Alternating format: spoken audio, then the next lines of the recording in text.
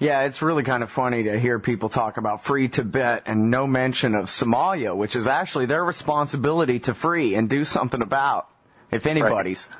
Well, this is a story that's getting almost no attention, but, the United States and Obama has been a major support of this, is really expanding the operations of AFRICOM, the U.S. African Command.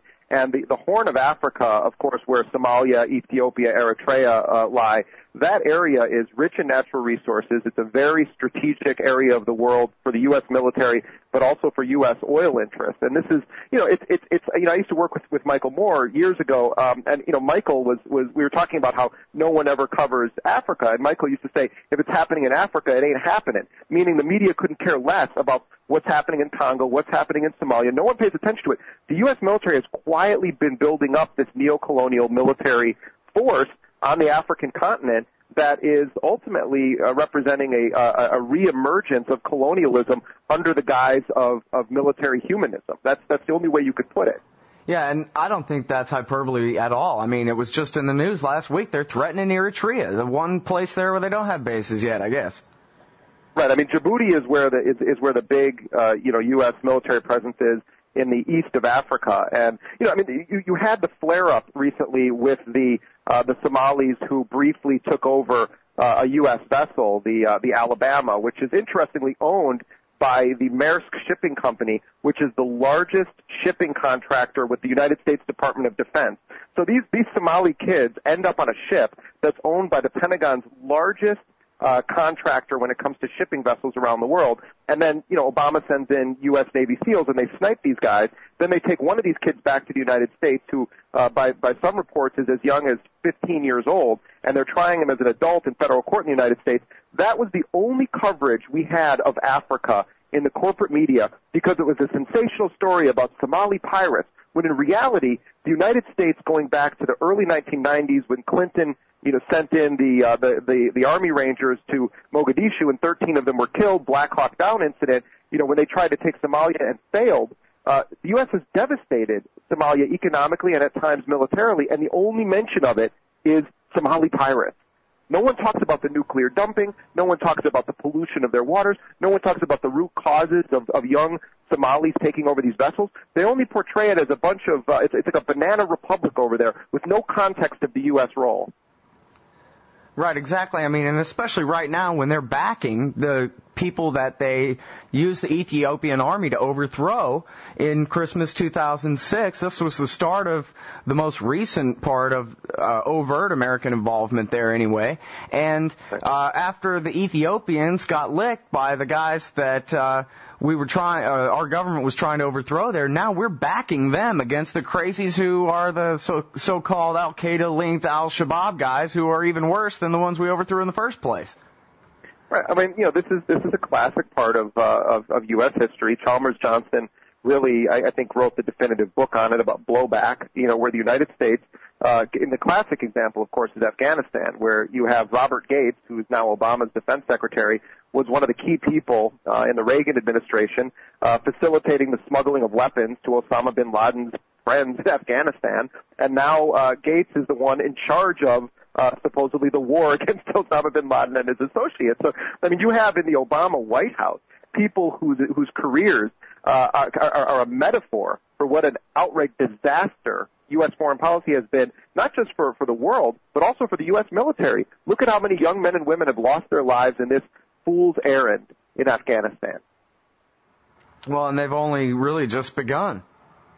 Yeah, there's going to be a surge. Maybe we're going to have 78,000 U.S. troops in Afghanistan sometime by next year, perhaps more if McChrystal and others get their way. But the other part of this that's untouchable, the Washington Post talked about it recently, but it was no mention, is that there's a massive surge in mercenaries and other contractors in Afghanistan right now because the U.S. is expanding its military presence. They're also expanding the contractor presence, and Obama, in the first few months of his administration, increased the number of contractors in Afghanistan by about 28% off the bat. He's now hiring more and more armed contractors.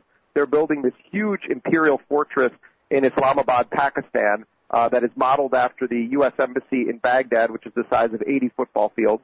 They're building another one in Peshawar. They already have a huge outpost in Kabul. The election is coming up, and their puppet Karzai is a bit on the ropes, and you have various powerful U.S. Democratic power players like James Carville and others that are now involved in the Afghan elections. Zalmay Khalilzad, who was one of the major neocon figures in the Bush administration, is now vying to be appointed the chief executive officer of Afghanistan. I kid you not. That's the actual position that Khalilzad is trying to wrangle out of the Afghan government. He was going to run for president and was kind of read the riot act on that. So now he wants to become the unelected CEO of Afghanistan. It's crazy. But remember, it's a Democrat in office. Oh, right. Yeah, so everything's okay, that means. Like when in the 90s when Clinton was killing people. Well, so tell me this, didn't Obama run in his campaign something about the way we've been handling the contract situation in Iraq and Afghanistan is not right and we need to replace them with regular army or something? I spent a lot of time on the phone with various people from both the Obama and Clinton campaigns when they were running for president, but also when Obama was in the Senate. And on the one hand, I would give Obama some credit for at least paying attention to this issue while he was in the Senate, because almost no one would touch it for years. And Obama actually put forth what became the Democrats' leading legislation. However, I was very critical about on the Obama legislation because what it did is it tried to incorporate mercenaries into the broader U.S. what's called the total force. In other words, Obama wanted to regulate the industry, not ban the linking of corporate profits to warfare. So I think it's kind of a bait and switch. Obama would speak critically about Blackwater, but at the same time would say Blackwater is going to have a continued role. We just need to make some rules that they have to abide by. What's interesting is when I reported on Obama's position in an article called Obama's Mercenary Position that Antiwar.com ran also, the Clinton campaign, which refused to talk to me about this issue for weeks leading up to the California primary, the next day issued a statement saying that Hillary Clinton has a better position than Obama on mercenaries and that she actually, if elected president, will ban the use of Blackwater and other mercenaries. Scott, let me tell you something that's incredibly ironic, and it would be funny if it wasn't so sad and lethal. Hillary Clinton now is guarded by these mercenaries, which she goes as Secretary of State around the world. So you have the situation where even the candidate who said she'd ban them is now their boss. That's how it works. So, yeah, Obama made some statements. Hillary Clinton said she'd ban them. The fact is Obama's expanding their use. He replaced Blackwater with a Chicago company called Triple Canopy, and now Hillary Clinton's guarded by them all over the world. It's a Chicago. Triple Canopy is from Chicago. I like that. But, well, so let me ask you this, though. How come they don't just use Marines as their guard? I mean, I thought the State Department always just had Marine guards. Is it just for the kickback? Well, there's an interest. Someone could do a whole history book about this. It goes back to Bill Clinton. When Jean-Bertrand Aristide was restored to power in Haiti, at the barrel of a U.S. gun, the Clinton administration created a program at the State Department, which was a privatization scheme within the State Department's Diplomatic Security Division, and they created something called the Worldwide Personal Protective Service. And the idea of this was that you don't want to risk U.S. military lives guarding foreign officials or USAID, so you'll encourage private companies to bid on executive protection or security contracts, and they'll operate as small-scale bodyguard teams for friendly foreign officials. So, for instance, Aristide was guarded by a U.S. mercenary company called the Steele Foundation, which is based out of San Francisco. In fact, they were the ones that flew him out of the country when he was overthrown for the third time a few years ago and took him to Africa. So in 1994, Clinton created this program. They used it widely in Bosnia and elsewhere, using companies like DynCorp and Military Professional Resources Incorporated. They trained the Croatian military, which then turned around and carried out Operation Storm and Lightning, the single greatest ethnic cleansing of the war, 250,000 Serbs forced out of Krajina. The program continued to grow under Clinton.